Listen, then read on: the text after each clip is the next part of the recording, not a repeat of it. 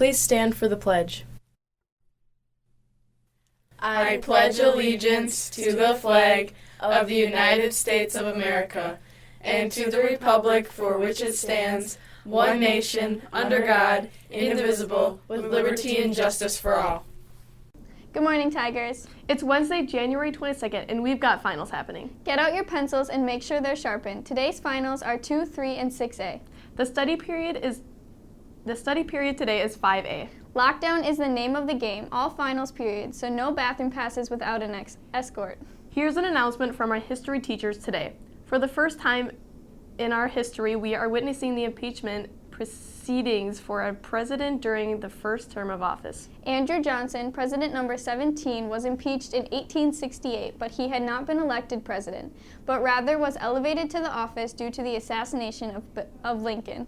Bill Clinton, president number 42, was impeached near the end of the second term of office. We are new turf here in 2020. If you have questions about impeachment, talk to your social studies teacher. They like to talk about such things. Let's jump to a message for everyone who is interested in a hands-on career. If you're considering a career in automotive technology and repair, you've got a provocative possibility to ponder. Mr. Johnson will be taking a group of motivated students to Gross Motors on Wednesday, January 29th during second block to learn more about a program where you can earn 6 credits through Western as well as gain valuable hands-on experience with a top automotive business in the area. There's limited space, so please email Mr. Johnson immediately if your interest is piqued. So that one was about learning. This next one travels down the same path, and the ball in your court if you want to take advantage. If you're missing Mrs. Ricken, you can get your fix on February 13th and 20th at 3:30. She's giving 2 free racquetball lessons at the Lunda Community Center. If you aren't a member, you will need a day pass, but that's it. Sign up at the LCC front desk or online. One last thing. If you have Mr. Rat's online MOS class, you'll meet in the library for finals. That's the library for finals if you're in the online MOS class. We've had a pretty good run this last semester in video production. Really? Yeah, we have. On Monday, we had some extra time and the announcements have been a little light lately, so we interviewed some students about how things went last semester. Why? Well, we have some changes coming up. We're getting a new ISS supervisor and the teachers will be working hard on handling some of the discipline problems around here. So why interview students?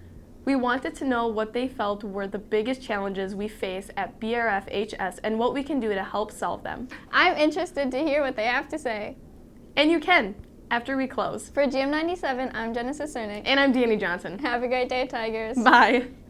So some of the changes that have happened over the past few years in high school that I think were successful were phone policy. The phone policy helps with students being focused more and not worried what could be on their phone. I think that Lunch and Learn I think it's helpful to students because it's during the middle of the day so they can get work done, and instead of having a focus period or just having extra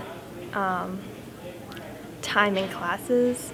I think the most successful changes would be the reinforcement of the lunch and learn and stuff, because they're really cracking down on it this year. So I think for the kids that actually care about it, it's keeping them in line. But the kids who don't care, it doesn't matter to them. Okay, there's a couple challenges that I face every day. So I have classes where the learning environment is not I think suitable to students. I know it's weird because I'm a student and I'm saying that, but I'm in the classrooms every day and I see all the nonsense that happens. I procrastinate too much because I don't want to do my work because everyone's just too talkative, so then I start talking. Kids are rowdy and they always blame it on teachers, especially teachers that they don't necessarily either like or get or really don't want to be in their classroom, that they kind of just say, well, I'm not going to learn this because you're not teaching it well, or, this is not good, or they don't take responsibility for their learning. And so they think it's the teacher's fault when the teacher may be still teaching, but they don't understand or are not paying attention in class. Probably what they've been doing in response to all the kids vaping in the bathrooms and stuff, it's ridiculous, man. I mean, you really gotta watch out. I mean, they'll go in there to wash their hands. I think the school needs to be more stricter on fixing those problems, such as like when somebody goes to a lunch and learn program, they need to like really focus and be there for that actual class. For my advice for teachers is probably like be more strict and like talk to students more than just say go to the office or something like that.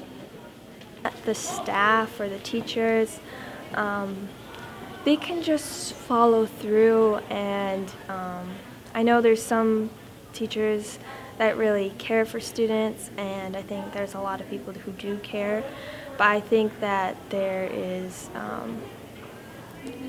not enough follow through with actions and really making students the best they can be. Something that I would give advice to for teachers this year would be kind of focus on the students more, kind of think of like their perspective on things, like adjust your view to theirs, see how difficult some things are, how easy some things can be, like that.